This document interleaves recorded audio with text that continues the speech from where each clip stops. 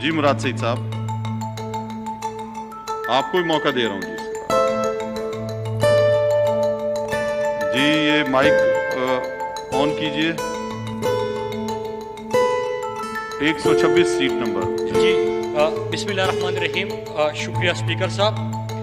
Speaker साहब, हमारे honourable minister server Khan साहब तो यहाँ पे मौजूद हैं, लेकिन 3-4 नुकात के ऊपर चूँकि अपोजिशन की तरफ से गुफ्तगू हो रही है, प्राइवेटाइजेशन का इशू भी यहाँ पे डिस्कस हो रहा है, जो आलमी वबा है उसके हवाले आ रहे हैं और कुछ सवाल भी पूछे जा रहे हैं। तो 2-3 इशूज़ हैं स्पीकर साहब, और अभी जो हमारे सामने 7-8 तकरीरें हुई है, तो मैं कोशिश करूँगा स्पीकर साहब कि मैं दलाइल से एक एक चीज़ के ऊपर इनको मुतमईन करने की और इनके जो सवाल है उनके जवाब देने की कोशिश करूँ। स्पीकर साहब, अभी कुछ देर पहले एक तकरीर हो रही थी, तो उनको जब मैं सुन रहा था मुझे एक पुराना शेर याद आया कि दलील है न कोई पास हवाला इनके, दलील है न कोई पास हवाला इनके, अजीब लोग हैं बस इख्तिलाफ रखते हैं। स्पीकर साहब, प्राइवेटाइजेशन की इशू के ऊपर और इदारों के ऊपर कि इदारे खसारे में हैं, जब इसके ऊपर गुफ्तगू हो रही थी तो मैं तमाम डेटा और फैक्ट्स एंड फिगर निकाल रहा था। पाकिस्तान स्टील मिल के ऊपर मैं आखिर में बात करूंगा क्योंकि इस ऐवान में वो आज ज़्यादा ज़ेर बहस है, लेकिन 2013 में जब अभी मौसूल गुफ्तगू कर रहे थे इनकी हुकूमत बनती है, तो सबसे पहले ये प्राइवेटाइजेशन के लिस्ट पे जिन पाकिस्तान के इदारों को डाल देते हैं उनकी तरफ से अनाउंसमेंट आती है। 2013 में अनाउंसमेंट हुई और 41 इदारे अभी जल्दी मैंने इनके निकाले। इसमें PIA भी शामिल है। PIA के एसेट्स जो पेरिस के अंदर और न्यूयॉर्क के अंदर रोजवेल्ट होटल की आज बात हो रही है, वो भी शामिल है स्पीकर साहब। फिर इसके साथ साथ आपका हाउस बिल्डिंग कॉर्पोरेशन, इसको भी इन्होंने कहा प्राइवेटाइज कर दे। National insurance company, NITL, SLIC, OGDCL, PPC, GHFPC, PMDC, FESCO, LESCO, GEPCO, MEPCO, PESCO, HESCO, FESCO, SEPCO, ये तमाम इदारे इन्होंने कहा कि प्राइवेटाइज कर दे। पाकिस्तान स्टील मिल को प्राइवेटाइज कर दे, PIA प्राइवेटाइज कर दे। पाकिस्तान के तमाम इदारे तकरीबन इन्होंने कहा कि इनको प्राइवेटाइज कर दे, और प्राइवेटाइजेशन की बात क्यों हो रही थी स्पीकर साहब, मैं आज आपके सामने चंद चीजें पेश करता हूं। PIA की खसारी की इन्होंने बात की, और यहाँ पे सरवर खान साहब बैठे हुए हैं, इनका जो प्लान है ये तो खुद बताएंगे, लेकिन चंद हक़ाइक़ जो मेरे सामने और इन्होंने अभी तक क्या कुछ किया है वो भी मैं खुद के सामने रखना चाहता हूँ। अभी बड़ी बात हुई कि इदारे को इन्होंने खसारों में छोड़ दिया। इनके स्टैंडिंग कमेटी जो आखिरी महीना था इनकी हुकूमत का, उसमें स्टैंडिंग कमेटी की मीटिंग होती है, और मीटिंग के अंदर प्राइवेटाइजेशन का सेक्रेटरी, इनके सिविल एविएशन का सेक्रेटरी, और उसके साथ साथ तमाम अराकीन अपोजिशन और कौमी असम्बली के बैठे हुए हैं, और वहाँ पे गुफ्तगू हो रही है स्पीकर साहब कि 500 अरब तक PIA का खसारा पहुंच गया है, इसका क्या करना है, बेच देना है। लेकिन स्पीकर साहब, मैं उससे पहले एक मुद्दा यहाँ पे जरूर उठाऊंगा, क्योंकि जब मैं अपोजिशन में था मैं इसके ऊपर बात कर चुका हूँ। इन्होंने बाहर से एक बंदा बुलाया था, PIA को ठीक करने जा रहे हैं, 50 लाख की तनख्वाह उसको दे दी। स्पीकर साहब, जब हमने उनके ऊपर सवाल उठाया तो कहते कि बड़ा दिमाग है उसके पास, वो PIA को बदल देगा। 50 लाख रुपए उसके लिए तनख्वाह रखी गई, लेकिन स्पीकर साहब पहले पैसे चुराते थे, पैसे चोरी होते थे, और हमें पता चला कि उसकी सरबराही में जहाज चोरी हो गया, PIA का जहाज चोरी होकर वहां से बरामद हो गया था।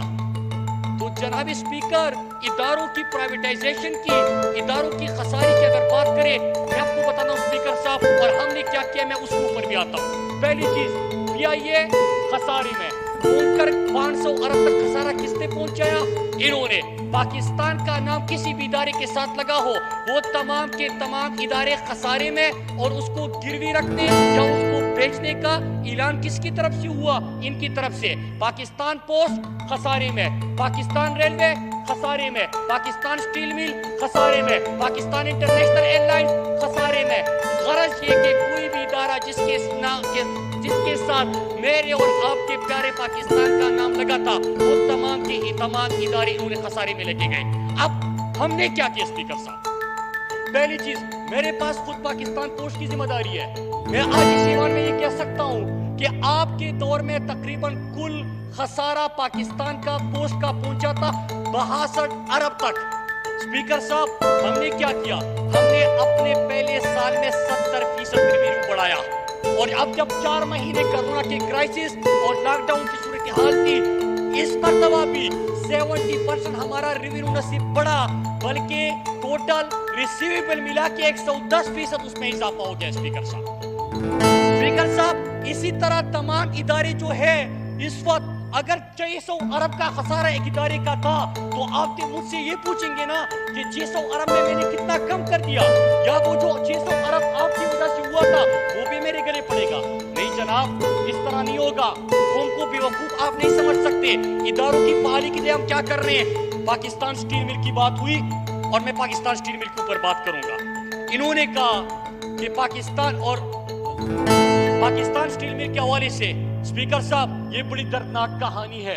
पाकिस्तान स्टील मिल के जो पाकिस्तान स्टील मिल, पाकिस्तान का नाम भी लगा हुआ है इसके साथ। 90s के दिहाई में पहली दफा पाकिस्तान स्टील मिल खसारे में चला गया, और 90s के दिहाई में हुकूमत किसकी थी और स्टील मिल किसकी थी? यही से ये कहानी का आगाज होता है। स्पीकर साहब, मुशर्रफ के दौर में जब वो उसका दौर खत्म हुआ, 2007-8 का साल था। अगर आप वो 2007-8 का फाइनेंशियल ईयर देखिए तो 9.2 बिलियन पाकिस्तान स्टील मिल का प्रॉफिट था। उनका मुनाफा 9.2 अरब 2007-8 के साल में था।